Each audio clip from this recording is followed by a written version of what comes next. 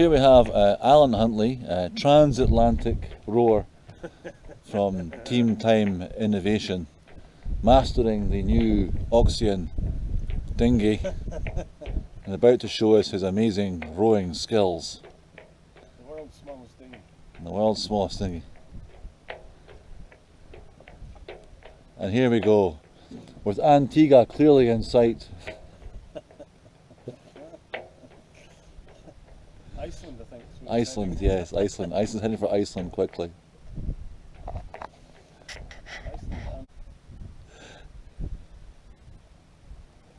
And he's off. And he's off. Slow and steady wins the race every time.